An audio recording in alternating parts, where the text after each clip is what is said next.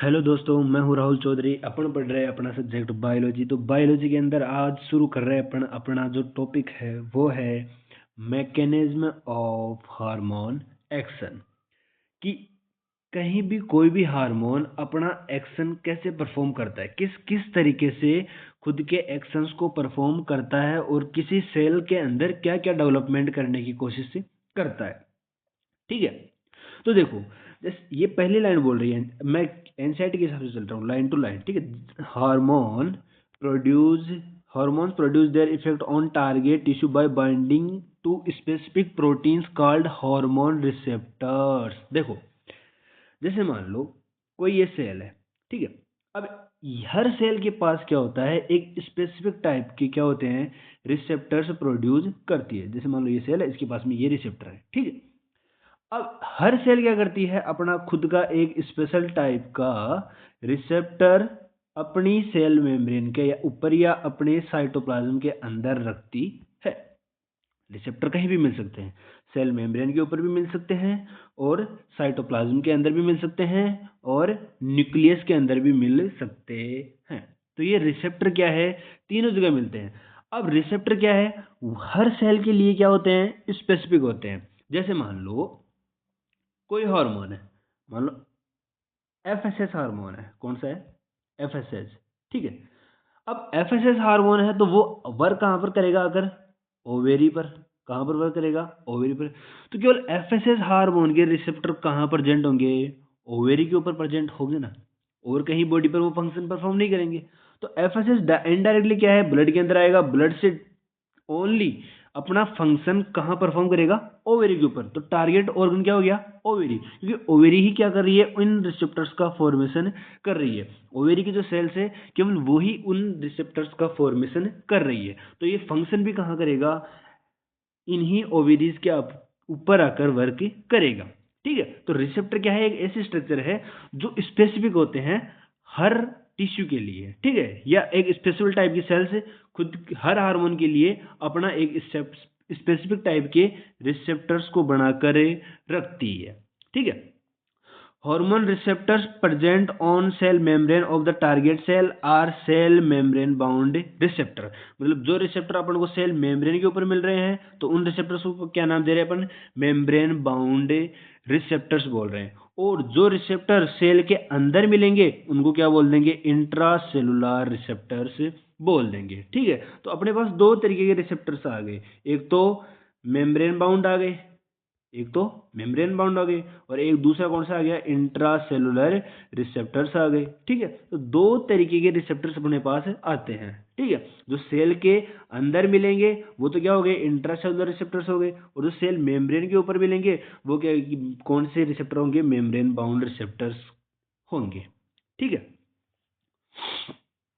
अब जो intra cellular receptors है वो मोस्टली कौन से होते हैं, न्यूक्लियर रिसेप्टर। देखो, सेल के अंदर आ गए मतलब इंट्रासेलुलर रिसेप्टर्स आ गए। ठीक है, अब इंट्रासेलुलर रिसेप्टर्स के अंदर क्या है, जैसे ये सेल आ गई, ये न्यूक्लियस आ गया। ठीक है, अब सेल के मेम्ब्रेन वाले तो चलो दिख गए। ठीक है, एक्स्ट्रा सेलुलर हो गए ये। ठीक है, मेम्ब्रेन बाउंड हो गए, लेकिन इंट्रासेलुलर रिसेप्टर्स साइटोप्लाज्म के अंदर भी हो सकते हैं और न्यूक्लियस के ऊपर भी हो सकते हैं। ठीक है, तो अब इनमें से भी मोस्टली कहाँ मिल रहे हैं अपन को, न्यूक्लियस के ऊपर देखने को मिल रहे हैं।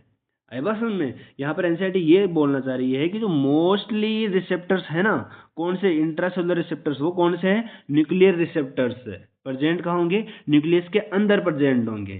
ठीक है, फिर अब जब ये हार्मोन क्या होते हैं, जब कोई भी हार्मोन किसी भी रिसेप्टर से बाइंड हो जाता है तो उस स्ट्रक्चर को अपन क्या नाम देते हैं, हार्मोन रिसेप्टर कॉम्प्लेक्स नाम देते हैं। क्या नाम देते हैं, हार्मोन रिसेप्टर कॉम्प्लेक्स नाम देते हैं। ठीक है, तो इस तरीके से क्या है, अपने पास हर सेल के लिए स्पेसिफिक टाइप के क्या होते हैं, रिसेप्टर्स प्रेजेंट होते हैं। तो हर हार्मोन के स्पेसिफिक रिसेप्टर एक स्पेसिफिक लोकेशन पर प्रेजेंट होंगे और वो उसी लोकेशन पर क्या करेंगे, अपने फंक्शन परफॉर्म करेंगे। ठीक है, और जब हार्मोन और रिसेप्टर साथ में मिल जाते हैं तो उस स्ट्रक्चर को क्या बोलते हैं अपन, हार्मोन रिसेप्टर कॉम्प्लेक्स बोलते हैं। क्या बोलते हैं, हार्मोन रिसेप्टर कॉम्प्लेक्स बोलते हैं। ठीक है, आगे देखो, each receptor each receptor is specific to one hormone only. पता है साहब, हैंस रिसेप्टर्स आर स्पेसिफिक। ठीक है साहब, क्या बताया ना कि हर हार्मोन क्या होता है, हर रिसेप्टर के लिए स्पेसिफिक होता है। अब वो हर स्पेसिफिक रिसेप्टर भी कौन कौन बनाएगा, स्पेसिफिक लोकेशन की सेल्स बनाएगी अपने अपने हार्मोन्स के लिए, अपनी अपनी सेल्स अपने अपने रिसेप्टर्स प्रोड्यूस कर लेगी। ठीक है, hormone receptor complex formation lead to certain biochemical changes in the target tissue.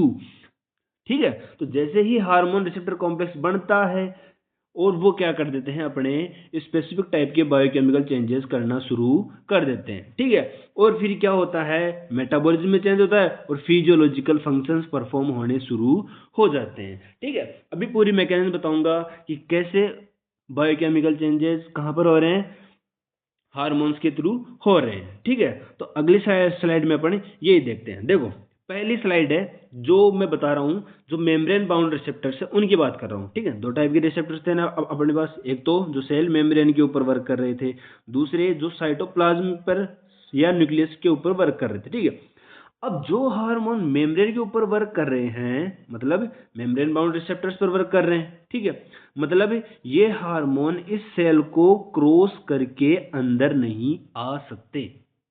ठीक है, तो मतलब मेम्ब्रेन काय की बनी हुई है, अपनी लिपिड की बनी हुई है, तो इनका नेचर लिपिड का नहीं होगा, इन हार्मोन्स का नेचर लिपिड का नहीं होगा, लिपिड का नहीं होगा तो ये सेल मेम्ब्रेन को क्रॉस भी नहीं कर पाएंगे। ठीक है, तो ये हार्मोन कैसे होंगे, लिपिडोफोबिक होंगे, मतलब हाइड्रोफोबिक होंगे ये वाले हार्मोन्स। ठीक है, हाइड्रोफोबिक होंगे तभी तो मेम्ब्रेन को क्रॉस नहीं कर पा रहे ना, क्योंकि मेम्ब्रेन का एक की बनी हुई है, लिपिड की बनी हुई है, और लिपिड क्या होता है, हाइड्रोफोबिक होता है, मतलब वाटर और लिपिड कभी घुलते हैं क्या, नहीं घुलते हैं ना, तो वो बात बोलना चाह रहे हैं यहाँ पे। ठीक है, तो अब देखो, hormone which interact with membrane bound receptor normally do not enter the target cell. तो ये क्या नहीं कर सकते, टारगेट सेल के अंदर एंट्री नहीं मार सकते, एंट्री नहीं मार सकते। तो ये क्या बनाएंगे, सबसे पहले हार्मोन रिसेप्टर कॉम्प्लेक्स बनाएंगे। देखो अभी लाइनें पढ़ गए, फिर मैं समझाता हूँ आगे ना। But generate secondary messenger like cyclic AMP, IP3 और कैल्शियम। ठीक है, विच टर्न रेगुलेट सेलुलर मेटाबॉलिज्म। वो क्या करते हैं, देखो ये अपना पहला जो डायग्राम दे रखा है एनसीईआरटी ने, वो दे रखा है मेम्ब्रेन बाउंड रिसेप्टर्स का। ठीक है, अब देखो मान लो ये क्या है, पूरी सेल थी, यहाँ पर ये पूरी क्या थी, सेल थी। ठीक है, ये क्या है, सेल मेम्ब्रेन आ गई तो बाहर की मैंने पूरी कवरिंग बना दी। ठीक है, अब देखो मेम्ब्रेन बाउंड रिसेप्टर पर होता क्या है, पहला रिसेप्टर आया, मान लो इसने एग्जांपल दे रखा है एफएसएच का। ठीक है, अब एफएसएच है, एफएसएच वर्क कहाँ पर करेगा, ओवेरी पर वर्क कहाँ करेगा, ओवेरी पर, ओवेरी पर वर्क करेगा। मतलब क्या करना है, इसको अल्टीमेटली फोलिकल्स का डेवलपमेंट करना है। क्या करना है, फोलिकल्स का डेवलपमेंट करना है। फोलिकल्स के डेवलपमेंट के लिए क्या करेगा ये हार्मोन, किस तरीके से वर्क करेगा, क्योंकि देखो जो अपने पिट्यूटरी ग्लैंड के हार्मोन होते हैं, नेचर कैसा होता है, प्रोटीनियस। अब प्रोटीनियस हार्मोन इसको एंट्री तो मार नहीं सकते, तो ये कहां से वर्क करेंगे, अपना मेम्ब्रेन के ऊपर से ही वर्क करेंगे। ठीक है, तो ये एफएसएस हार्मोन आया, इसने क्या किया, ओवेरी की ओवेरी का कोई भी सेल मेम्ब्रेन ले लो, ठीक है, उसके ऊपर आकर जुड़ेगा। तो ये वाला तो हो गया क्या, रिसेप्टर, और ये येलो कलर का क्या हो गया, हार्मोन हो गया। तो ये क्या बन गया, पूरा हार्मोन रिसेप्टर कॉम्प्लेक्स बन गया। ठीक है, तो पहला काम क्या हुआ, हार्मोन रिसेप्टर कॉम्प्लेक्स का फॉर्मेशन हुआ, पहला काम हो गया। ठीक है, मेम्ब्रेन बाउंड हार्मोन कैसे फंक्शन करते हैं ये बता रहा हूं मैं। ठीक है, ध्यान रखना। अब ये मेम्ब्रेन और जो रिसेप्टर और हार्मोन है इसका कॉम्प्लेक्स बन गया। अब कॉम्प्लेक्स बन गया तो ये क्या करेंगे, अल्टीमेटली सेकेंडरी मैसेंजर जनरेट करेंगे। अब सेकेंडरी मैसेंजर में क्या क्या एग्जांपल दे रखे हैं, साइक्लिक एएमपी और कैल्शियम, और क्या दे रखा था, IP3।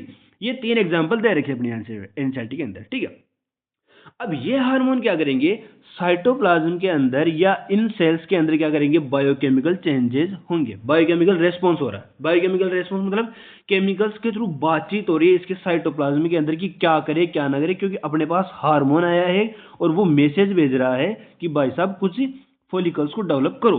तो ये क्या हो रहा है, यहाँ पर बायोकेमिकल रेस्पॉन्सेज हो रहे हैं, मतलब केमिकल्स के थ्रू साइटोप्लाज्म के अंदर बातचीत चल रही है कि फोलिकल का डेवलपमेंट करे या नहीं करे। फिर देखो रेस्पॉन्स हुआ, ओवेरी के अंदर ग्रोथ हुई और क्या कर दिया, फोलिकल का डेवलपमेंट कर दिया। तो इस तरीके से क्या है, एक फोलिकल का डेवलपमेंट हो गया, फॉलिकल का डेवलपमेंट हो गया, मतलब मेंस्ट्रुअल साइकिल है कि प्रोसेस वो क्या हो गई, शुरू हो गई। ठीक है, क्लास 12 में पढ़ते हैं ना अपन, जब मेंस्ट्रुअल साइकिल पढ़ते हैं तो जो अपना एफएसएच है उसने क्या कर दिया, एक तरीके से फॉलिकल का, न्यू फॉलिकल का डेवलपमेंट को प्रमोट कर दिया और बोल दिया कि न्यू मेंस्ट्रुअल साइकिल अब शुरू कर दो। ठीक है, तो इस तरीके से क्या है, जो मेम्ब्रेन बाउंड रिसेप्टर हार्मोन है वो अपने फंक्शन परफॉर्म करते हैं। ठीक है, अब दूसरे हार्मोन आते हैं, कौन से, इंट्रासेलुलर रिसेप्टर वाले हार्मोन आते हैं। ठीक है, अब इंट्रासेलुलर रिसेप्टर वाले हार्मोन बताया था ना मैंने कि या तो ये मेम्ब्रेन मान लो, तो ये न्यूक्लियस है, तो न्यूक्लियस के अंदर भी हो सकते हैं इनके रिसेप्टर, और साइटोप्लाज्म के अंदर भी हो सकते हैं। अब जब ये साइटोप्लाज्म के अंदर होंगे तो ये पूरा साइटोप्लाज्म में ही बाइंड हो जाएंगे और यहीं पर ही बायोकेमिकल रिएक्शंस के थ्रू अपने फंक्शन परफॉर्म कर देंगे। ठीक है, दूसरा तरीका क्या हो सकता है कि ये जैसे जैसे मान लो ये सेल आ गई, ठीक है, इसके अंदर न्यूक्लियस आ गया, अब न्यूक्लियस के अंदर जाकर जो फंक्शन परफॉर्म करेंगे वो अल्टीमेटली बाइंड किससे होंगे, अपने जेनेटिक मटेरियल से, मतलब अपने जीनोम से बाइंड होंगे। ठीक है, तो इस तरीके से क्या है, ये अपने फंक्शन परफॉर्म करेंगे। तो सुनो एनसीईआरटी की लाइन सुनो, एनसीईआरटी क्या बोल रही है, hormone which interact with intracellular receptors, जैसे स्टेरॉइड हार्मोन और जो थायराइड हार्मोन से वो। ठीक है, तो इनका नेचर कैसा है भाई साहब, लिपिड नेचर है। लिपिड नेचर है तो ये सेल मेम्ब्रेन को क्रॉस कर सकते हैं, सेल मेम्ब्रेन को क्रॉस कर सकते हैं तो साइटो एक तरीके से सेल के अंदर एंट्री मार गए। ठीक है, मोस्टली रेगुलेट जीन एक्सप्रेशन और क्रोमोसोम फंक्शन, बताया ना कि जो सेल मेम्ब्रेन के अंदर चला गया, जो न्यूक्लियस के अंदर चला गया, वो तो एक तरीके से कहां पर जाकर बाइंड होगा, जीनोम के अंदर ही बाइंड हो जाएगा। ठीक है, chromosome interaction hormone receptor complex with the genome, cumulative biochemical action result in the physiological और डेवलपमेंट इफेक्ट। देखो अब डायग्राम के थ्रू समझा रहा हूं पूरी बात। जैसे मान लो यहां पर एग्जांपल दे रखा है किसका, एस्ट्रोजन का एग्जांपल दे रखा है। ठीक है, अब जैसे मेंस्ट्रुअल साइकिल में ही अपन देखते हैं कि एस्ट्रोजन क्या करता है, जो यूटेराइन वॉल है, जैसे मान लो ये यूटेराइन वॉल है, इसकी 3 लेयर होती है। ठीक है, तो इंट्रा यूटेराइन जो सबसे अंदर वाली लेयर है उसका क्या होता है, डिजनरेशन होता है, वापस से ग्रोथ होती है, डिजनरेशन होता है, वापस से ग्रोथ होती है। ठीक है, अब इसके अंदर क्या होता है, जैसे ही एस्ट्रोजन का लेवल कम होता है या प्रोजेस्टेरोन का, एस्ट्रोजन और प्रोजेस्टेरोन का लेवल कम होता है तो ये जो एंडोमेट्रियम है ये डिजनरेट होना शुरू हो जाती है। ठीक है, एंडोमेट्रियम क्या हो जाती है, डिजनरेट होना शुरू हो जाती है, मतलब सबसे अंदर वाली लेयर क्या होती है, डिजनरेट होना शुरू हो जाती है। ठीक है, तो अब ये क्या है, जैसे एस्ट्रोजन आया, एस्ट्रोजन आया तो मतलब ये इसका नेचर कैसा है, लिपिड वाला है, तो ये इस मेम्ब्रेन को क्रॉस कर जाएगा, मेम्ब्रेन को क्रॉस कर जाएगा और ये सीधा जाकर कहाँ जुड़ रहा है, जीनोम से जुड़ रहा है। कहाँ पर जुड़ रहा है, जीनोम से। तो ये हार्मोन रिसेप्टर कॉम्प्लेक्स सीधा जाकर कहाँ जुड़ रहा है, जीनोम से जुड़ रहा है और जीनोम को बोल रहा है कि अपना आरएनए बना, एमआरएनए बनेगा तो प्रोटीन भी बनेगी और प्रोटीन बनेगा तो फिजियोलॉजिकल रेस्पॉन्स भी आएगा। तो देखो इसने क्या किया, अल्टीमेटली टिश्यू ग्रोथ करवा दी, टिश्यू ग्रोथ करवा दी, मतलब एंडोमेट्रियम जो है यूट्रस की जो सबसे अंदर वाली लेयर है उसका वापस से ग्रोथ करवाना शुरू कर दिया। आई बात समझ में, तो इस तरीके से क्या है, इसने अपना फंक्शन परफॉर्म किया, कहां जाकर, जीनोम के अंदर जाकर, न्यूक्लियस के अंदर जाकर अपना फंक्शन परफॉर्म किया। तो इन दो तरीकों से क्या है, कोई भी हार्मोन अपना फंक्शन परफॉर्म करता है। ठीक है, थैंक यू।